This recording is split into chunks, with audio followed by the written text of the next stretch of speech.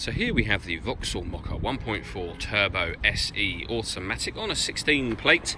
I'm going to start off by showing you around the outside of the car, and then we'll hop in and run through some controls on the inside. But from the outside you can see it's a 5-door car with alloy wheels and tinted windows. Let's start off inside the boot and then work our way around the rest of the car from there. The boot, you can see we've got reversing sensors, plenty of boot space as well, along with that 60/40 split folding rear seat. Okay, so we're just going to work our way back round to the front of the car and then we'll hop in and run through some controls on the inside. But now that we've done a full circle of it, you can see that it's in lovely condition the whole way round.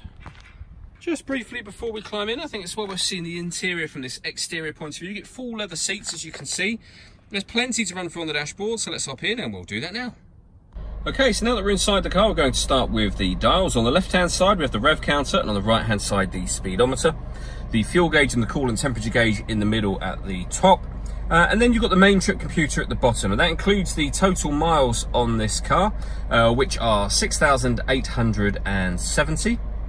And above that, we get various different bits of basic fuel economy information, which can be changed using controls on the indicator stalk.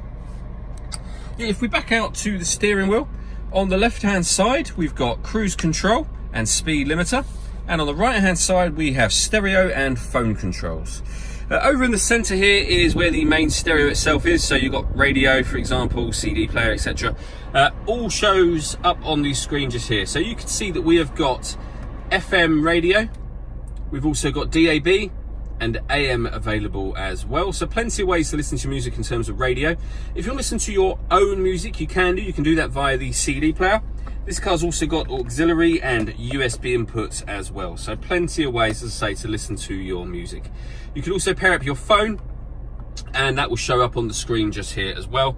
And all of that is done with these buttons on the left. You can see the CD player just there and the main volume for the stereo in the center.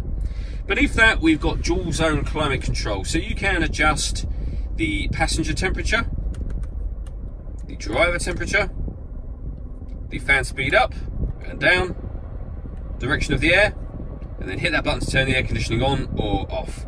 And all your adjustments show up on the screen just here, as you can see, as well as obviously down here. You can, if you wish to, press this button. This will then put the car into auto climate control, which means that it will take control of the fan speed to permanently maintain the temperatures that you've asked it to. You can override that at any time you wish to by readjusting the fans yourself. For those cold winter days, we've got a heated driver and passenger seat over that side, but with 3 different heat settings on each. And we've got a heated steering wheel as well, which is a real fantastic extra. Under that, we've got this button will turn on or off the parking sensors. We then, at the bottom here, have a 12-volt charging socket and the auxiliary and USB input that I mentioned a moment ago. The fully automatic gearbox, and that button on the top of the gear lever here will enable us to change up and down your gear manually should we wish to. All that leaves me to say is thank you for taking the time to watch this video. If you'd like to come and see the car in person and have a test drive, please feel free to call any of our MJA sites. We'd love to hear from you soon.